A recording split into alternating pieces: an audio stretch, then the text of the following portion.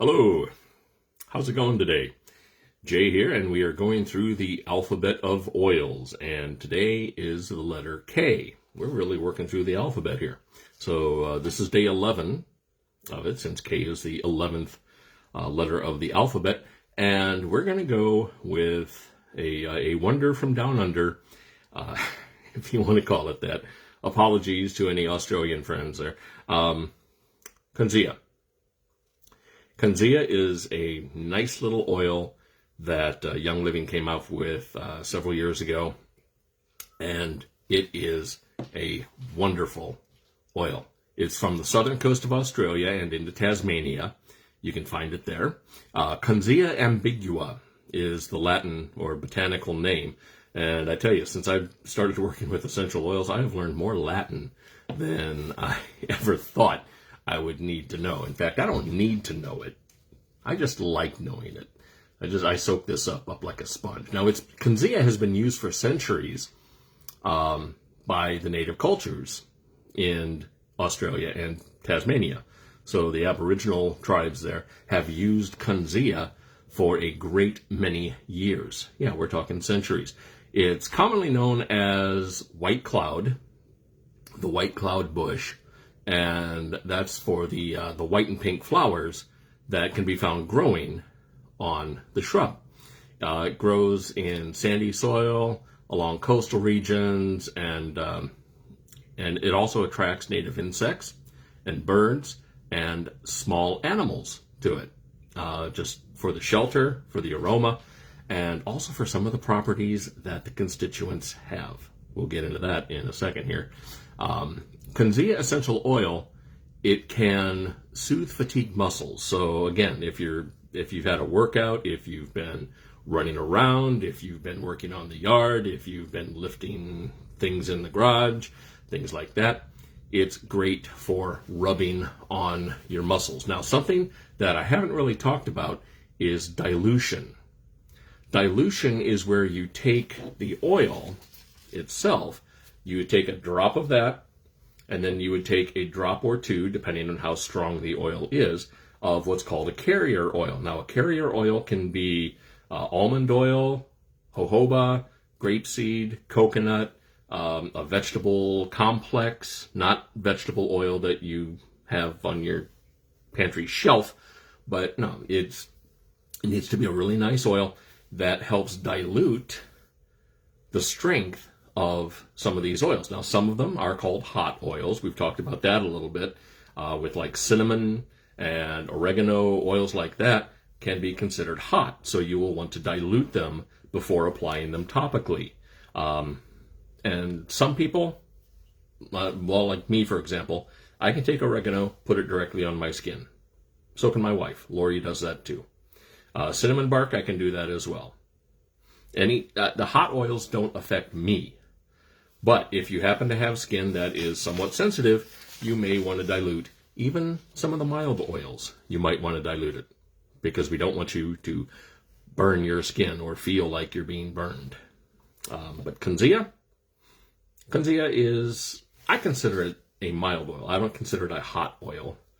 But, and I love the aroma. It's a very, very fragrant oil.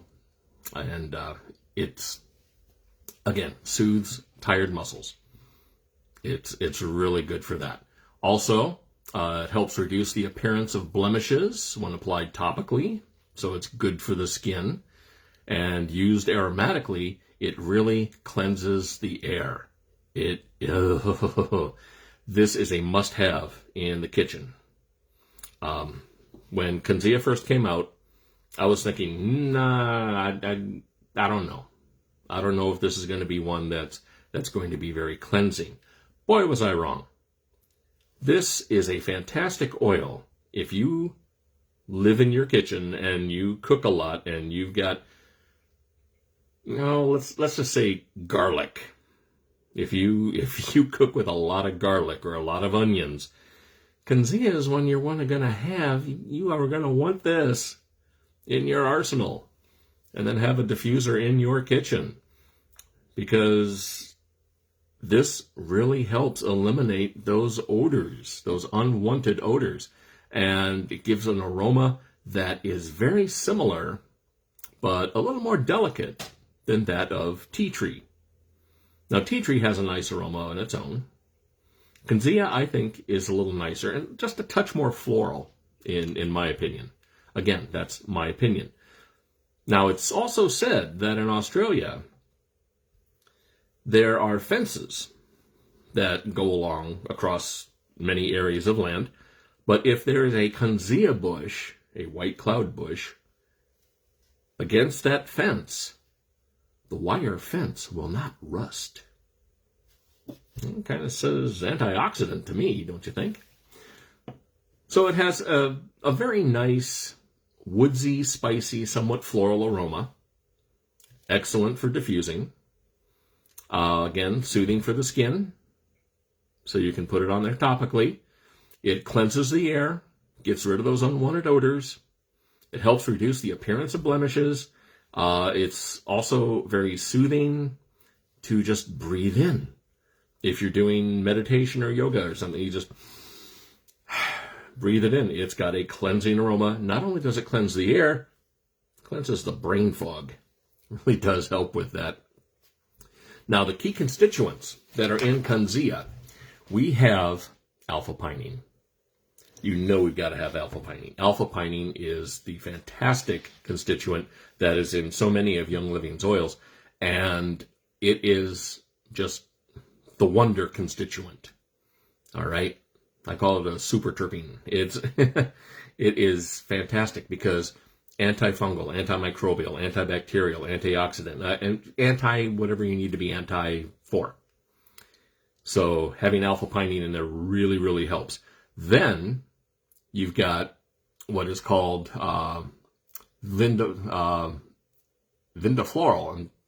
I've got bad eyes, so I'm trying to, vindifloral, which is antifungal. And then there's also eucalyptol. Now, if you know eucalyptus, then what it's good for, well, eucalyptol is one of the constituents that's in eucalyptus, and that is a fresh, cleansing aroma, and it is also good for respiratory support. So, Kunzea. Kunzea, funny name, but a fun oil. Again, love the aroma of that. It is great. So that's going to wrap it up for the letter K today, Kunzea. And tomorrow we are going to talk about the letter L, because that comes after K. We know that, right? And I'm going to tell you it's something lemony. Not lemon, but something lemony. Like I've got in my water here today. What I have in here today is ice water with jade lemon. It gives a nice lemon lime flavor. So, until tomorrow when we talk about the letter L, have a fantastic rest of the day. Take care. God bless.